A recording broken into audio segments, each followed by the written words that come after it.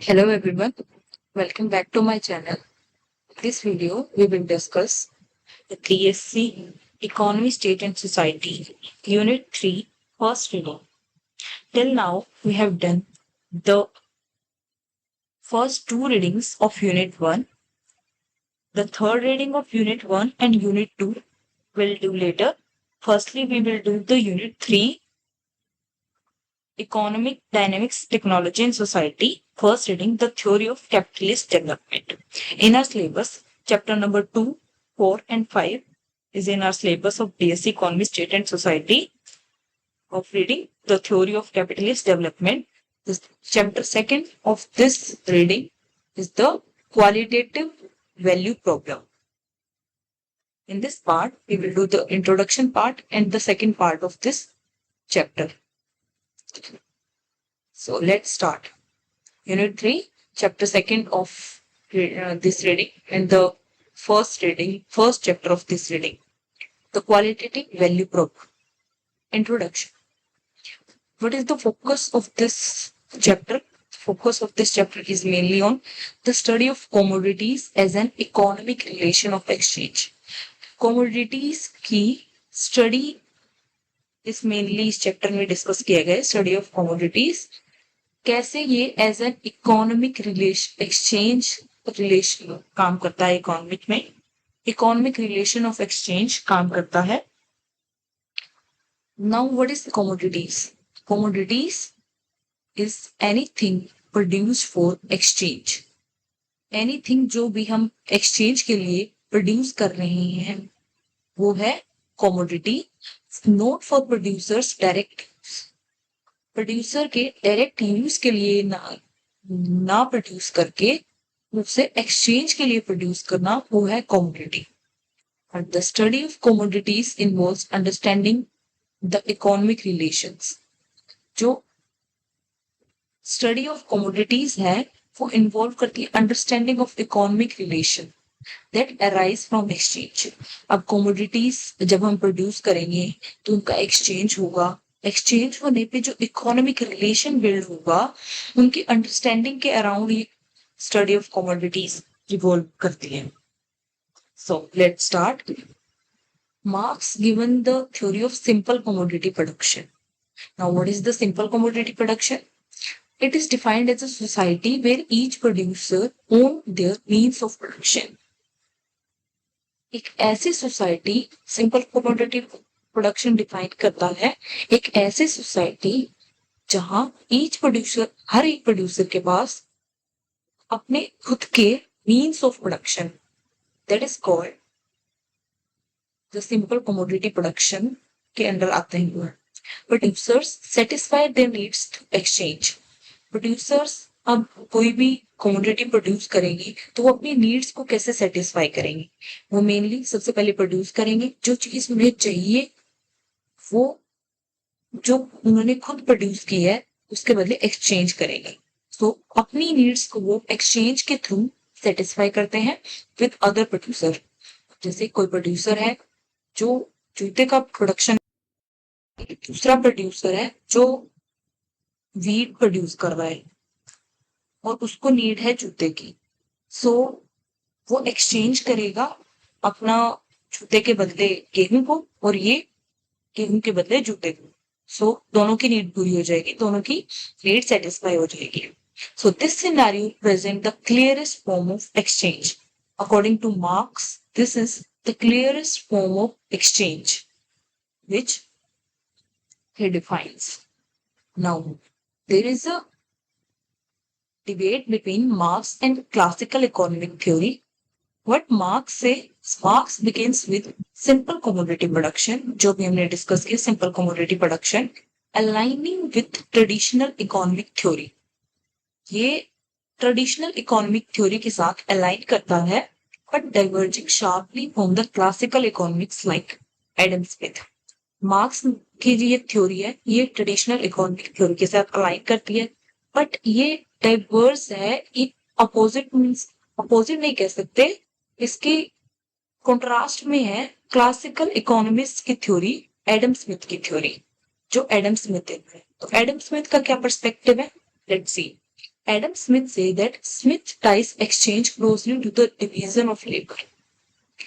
Smith concept देते हैं division of labour का।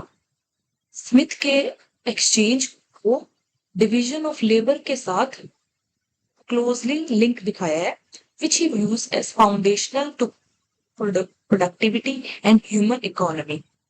According to him, it is the foundational to productivity and human economy. ये productive भी होगा और ह्यूमन इकोनॉमी के लिए फाउंडेशनल का भी काम करेगा। ही आर्ग्यूज, अब वो आगे क्या कहता है, सबसे पहले तो कहता है exchange is closely related to the division of labour and which he views as foundational to productivity. जो प्रोडक्टिविटी होगी और ह्यूमन इकोनॉमी है उसके लिए डिवीजन ऑफ लेबर एक एज अ फाउंडेशन काम करेगा।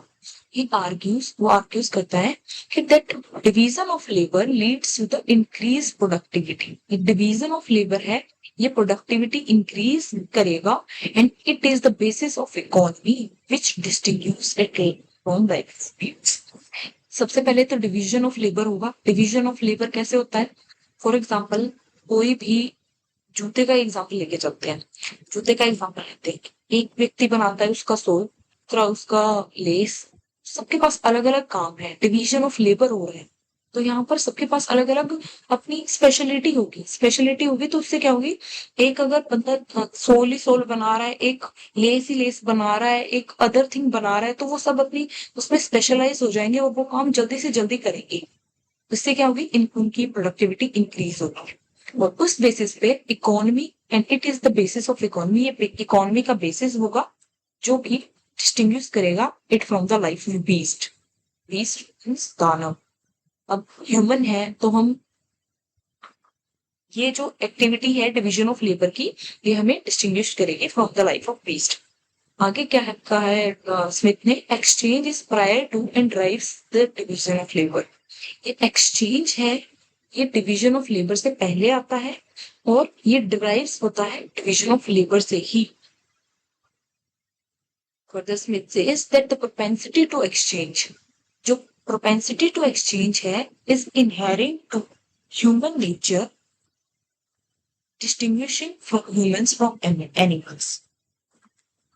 That this says that the propensity in, that a certain propensity in human nature which has in view no such extensive utility, उसकी कोई extensive utility नहीं है, the propensity to truck or barter, exchange one thing for another.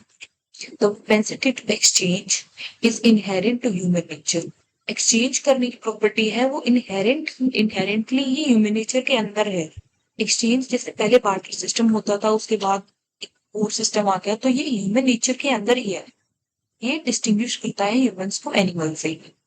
कि coat क्या है Adam Smith का, यही है कि the division of labour is the necessary consequence of a certain propensity in human nature which has in no such extensive utility. यही अभी हमने देखा, तो propensity to truck, barter and exchange one thing for another। आगे marks की approach है। Marks क्या कहते हैं, marks acknowledge the relationship between the commodity production, commodity कोई भी कमोडिटी का प्रोडक्शन और division of labour, but large argues it is not as rigid as with are suggest।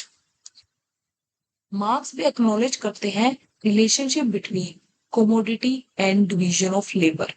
ये इस रिलेशनशिप को एग्री करते हैं, इस रिलेशनशिप से, बट ये इसे इतना रिजिड नहीं बताते जितना स्मिथ बताते हैं। जितना स्मिथ कहते हैं कि ये इंक्रीज प्रोडक्टिविटी इंक्रीज करता है और ये एक्सचेंज डिवीजन ऑफ लेबर के प्रायर है और ये ह्यूमन इकोनॉमी का बेस है, ये सब जो भी स्मिथ बताते हैं इतना रिजिड मार्क्स के अप्रोच नहीं बताते। की डिफरेंसेस इन हिज व्यूज क्या है, मार्क्स स्टेट करता है कि division of labour is the condition for commodity production.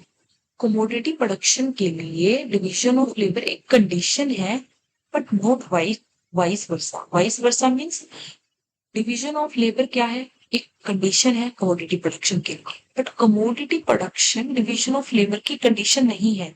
मतलब ये तो इसके डिवीजन ऑफ लेबर तो कंडीशन डिवीजन ऑफ लेबर होगी, उसी से कोई कमोडिटी का प्रोडक्शन होगा, बट कोई कमोडिटी प्रोड्यूस कर रही है, उससे अगर लेबर का डिवीजन करें तो ये according two marks not possible.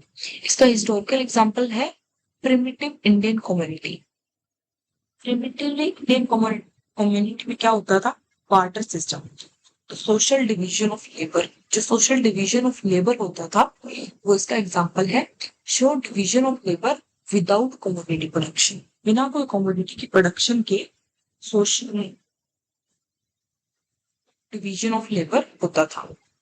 In factories में labour division works independently. Factories में क्या होता है? लेबर डिवीजन इंडिपेंडेंटली अकर होता है of mutual exchange among workers.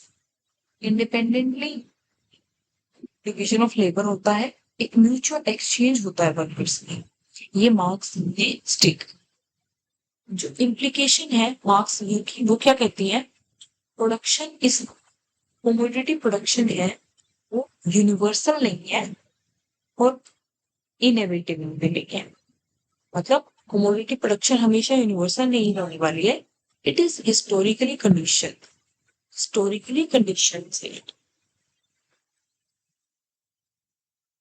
It is rather one possible form of economic life. ये कोई one possible form of economic life हो सकती है to be for which has been familiar for many centuries, which dominated the modern times, जो कि पुरानी century से चली हुई आ रही है and still it is going on and dominates the modern, but nonetheless a historical condition from which can in no sense claim to be direct manifestation of human nature. Economics should investigate both quantitative relation and qualitative relation. ये क्या है? Quantitative और qualitative relation. Quantitative relation वो जो exchange value को बताते हैं, और qualitative relation, quantity means exchange value, तो जो दिखाते हैं वो होते हैं क्वांटिटेटिव रिलेशन। और क्वालिटेटिव रिलेशन क्या होते हैं? सोशल रिलेशन जो कि अंडरलाई करती है कमोडिटी फॉर्म्स। कमोडिटी फॉर्म्स में सोशली उनके रिलेशन कहते हैं कैसे हैं, वो क्वालिटेटिव रिलेशंस थे। Now what is the value theory? Marks originality lies in recognizing both quantitative and qualitative aspects of value. Marx दोनों क्वांटिटेटिव और क्वालिटेटिव एस्पेक्ट्स ऑफ वैल्यू को रिकॉग्नाइज करते हैं। कैसे?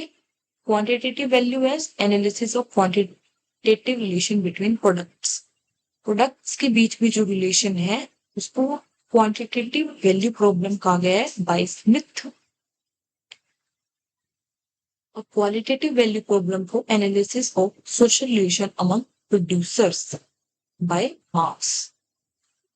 Now, understanding the Marx value theory requires addressing both components. Marks की value को समझने के लिए both components का होना कंपल्सरी है, होना जरूरी है। This chapter will focus on the qualitative value problem. Qualitative value problem के बारे में मेनली ये चैप्टर फोकस करेगा। क्वालिटेटिव क्या था? The social relation among producers जो चीज प्रोड्यूस कर रहे हैं के बीच का सोशल रिलेशन कैसा है, मेनली इस पर फोकस